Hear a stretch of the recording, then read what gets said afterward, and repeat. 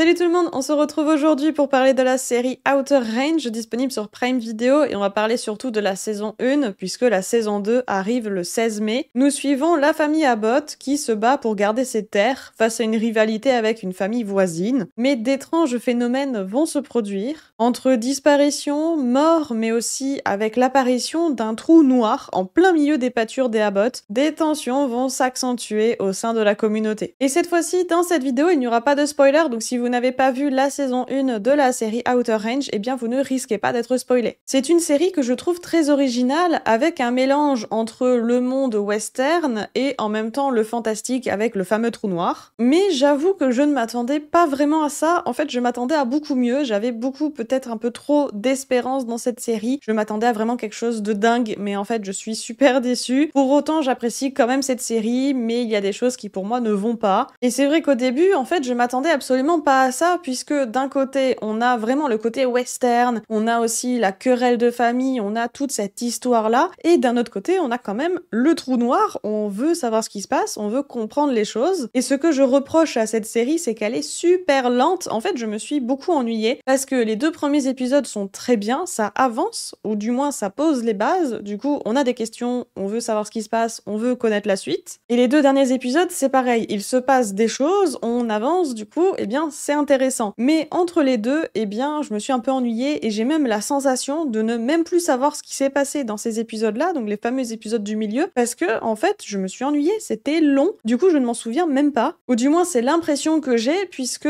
comme tout est orienté sur la querelle de famille, ou du moins 95% du temps c'est orienté là-dessus, en tout cas dans ces épisodes-là, du coup le trou noir passe vraiment au second plan, et c'est ça qui m'intéressait le plus. Et la finalité en plus, c'est qu'on a très peu de réponses concernant ce fameux trou noir. On a quand même des réponses, il est quand même utile, on va dire, à l'histoire, à l'intrigue, mais pas autant que j'aurais espéré, et surtout on n'a pas de réponse, et on a encore plus de questions, plus on avance, plus on a des questions, et moins on a de réponses, ce qui fait que du coup j'étais un peu déçue par rapport à ça, puisque je m'attendais à beaucoup plus d'intrigues tournées autour de ce fameux trou. Sinon les acteurs sont vraiment bons, et c'est peut-être ça qui sauve la série pour moi, peut-être que je ne serais pas allée jusqu'au bout sans le jeu d'acteur qui est vraiment très bien, parce que malheureusement je n'avais pas envie d'enchaîner les épisodes, c'est assez dommage. Je ne spoilerai pas, mais c'est vrai que je m'attendais aussi à une fin de saison très différente de celle qu'on a là. Déjà, je m'attendais à des réponses, eh bien j'aurais bien aimé en avoir beaucoup plus que ça, parce que là j'ai vraiment eu l'impression que c'était juste une ouverture vers une saison 2, et que la saison 1 était là juste pour poser les bases, poser le contexte,